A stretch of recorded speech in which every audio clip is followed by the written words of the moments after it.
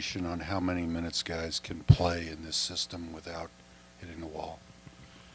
I think we've talked a lot about not maybe total minutes in the game, but just as a stretch.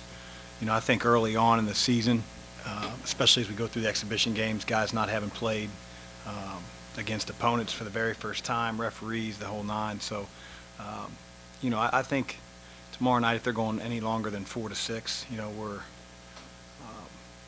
we're not getting what we can out of our players. We're not getting maximum effort on both ends of the floor if they're feeling okay after 4 to 6.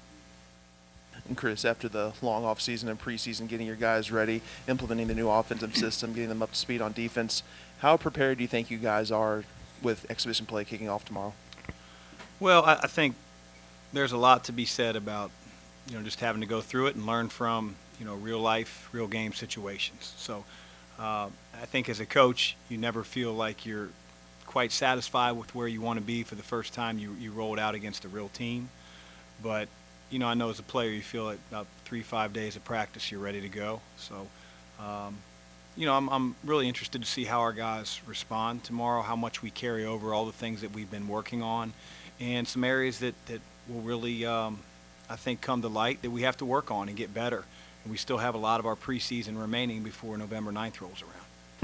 Chris, any particular thing that you want to see, how your guys execute, maybe how they play together, against somebody else? I think you want to see all of it. We've, a lot's been made of our offense. We've talked about that. We've put in a lot of a majority of our defense. We want to see great effort on that end of the floor. We want to see guys playing together, and I'm sure we're going to see some good and see some not so good moments all throughout tomorrow night. And it's our job to try to, figure out where we need to continue to grow and not be satisfied.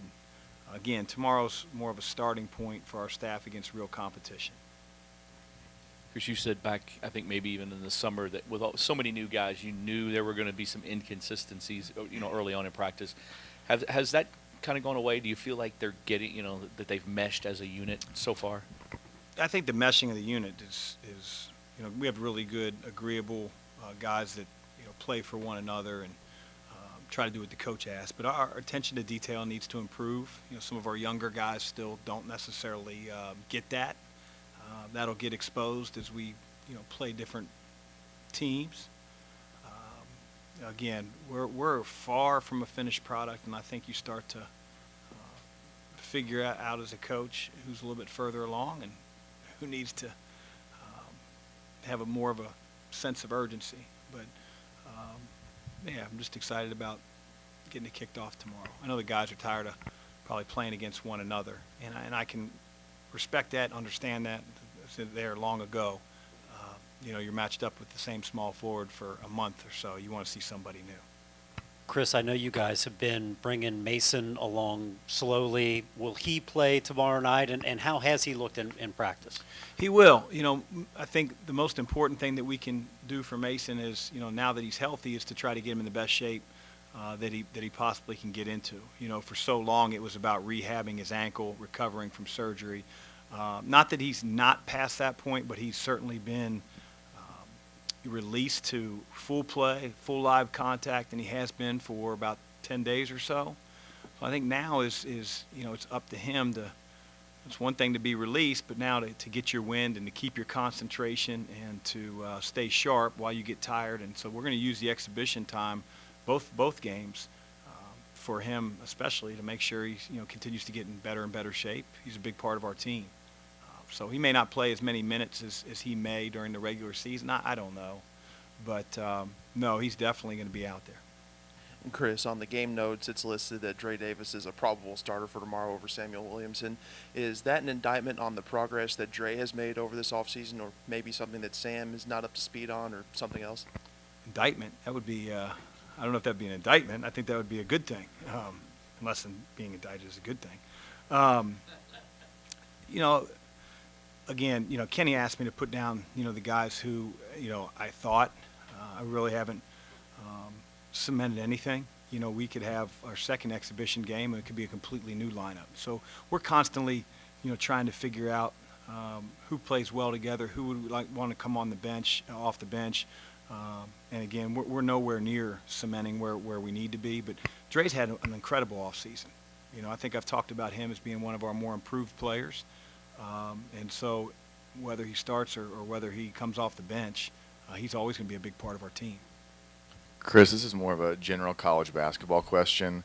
With the one-time transfer rule, players can transfer without sitting. What kind of impact do you think that will have on college basketball? I think it's had a great impact.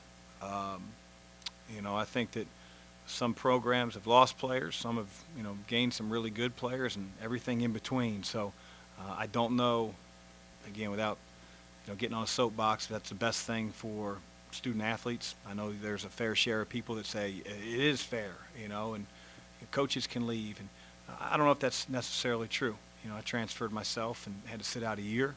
I think it was one of the best things I could have ever had for my personal growth and development, despite having some tough injuries once I was eligible. But it's here to stay, and so we have to accept that and figure out how to best utilize it. Will the rule have an impact on the way you recruit? Might you pursue more transfers than you would have previously, given that they can play immediately? It might.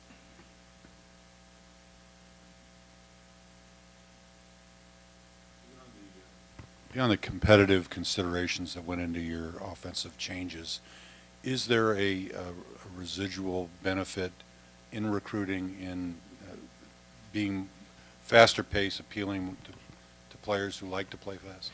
I hope so. I think that sort of remains to be seen, Tim. I think that, you know, a lot of players say they want to play fast, but then to actually get to press the gas button when they're on the floor and actually run without the ball seems very difficult at times, as we've sort of learned over the last 3 or 4 months.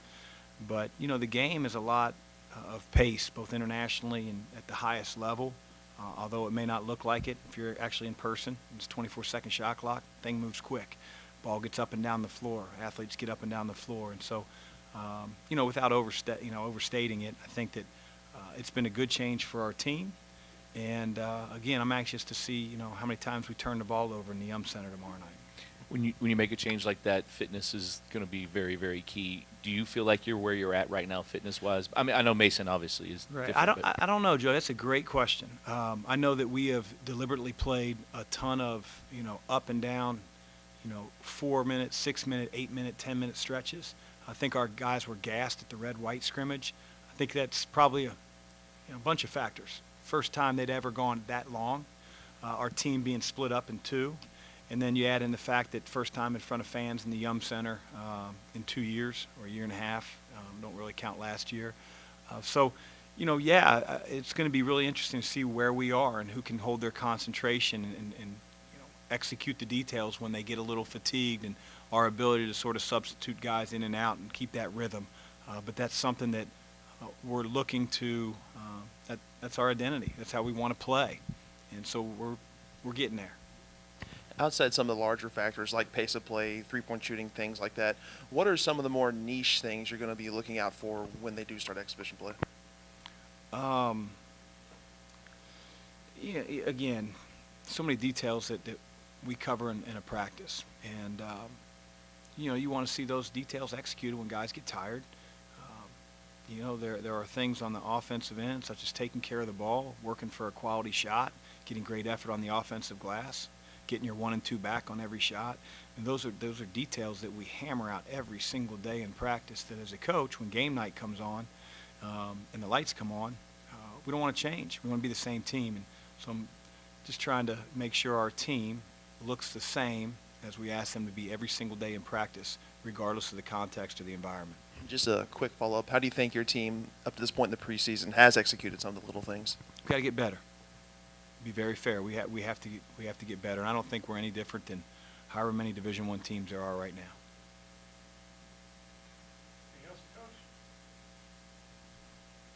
Thanks, guys.